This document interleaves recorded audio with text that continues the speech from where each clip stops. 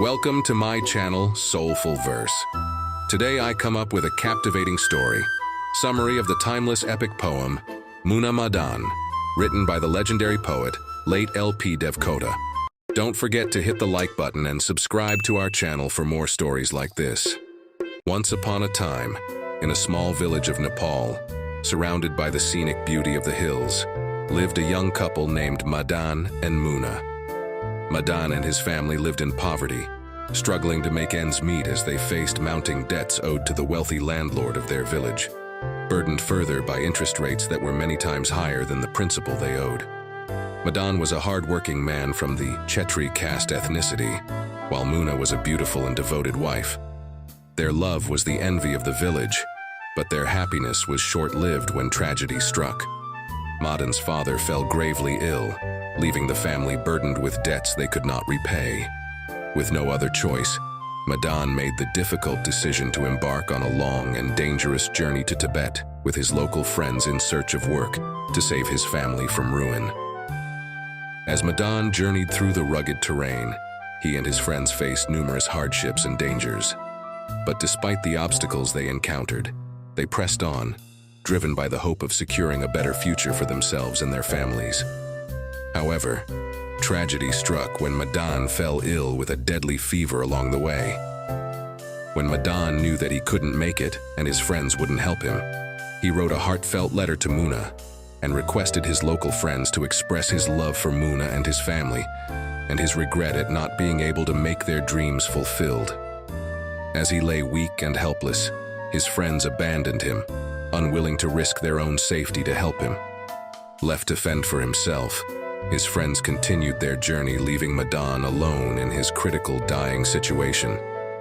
Eventually, he lost consciousness and fell into the bushes at the side of the narrow path, all alone after his friends had left.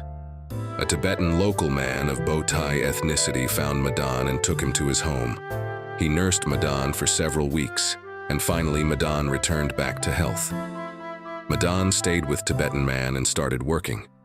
Back in the village, Muna received the heartbreaking news of her husband's death.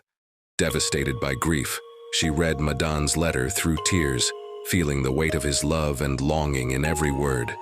Upon hearing the devastating news of her beloved son, Madan's mother died of heart attack. Madan's sister couldn't resist the death of her brother and mother.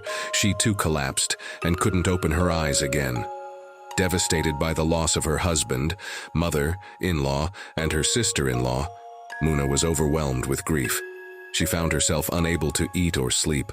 Her heart felt heavy with sadness. Muna chose to remain faithful to her beloved Madan. She refused offers of marriage from other suitors and lived out her days in sorrow and longing for her lost love. Alone and grieving for her lost husband, Muna faced relentless pressure from local men who sought to marry her or take advantage of her vulnerability.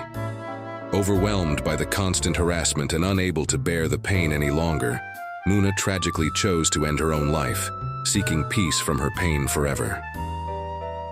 After 6 months of hard work in Tibet, Madan decided to return home. He was filled with beautiful dreams of reuniting with his beloved wife, Muna, and his family. Grateful for the kindness of the Tibetan man, Madan bowed to him and uttered, "A man is great by heart, not by caste." Despite being from a higher caste, Madan recognized the humanity and compassion in the lower caste Tibetan man, rising above the boundaries of social status.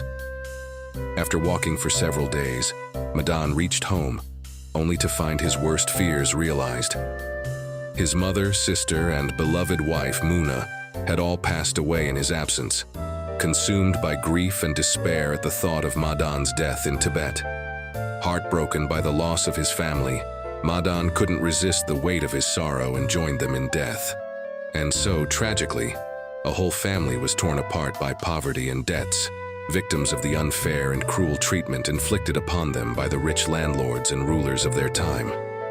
In their memory, let us create a world where kindness and compassion prevail over caste and class distinctions, where every individual is valued for the goodness of their heart, rather than the circumstances of their birth.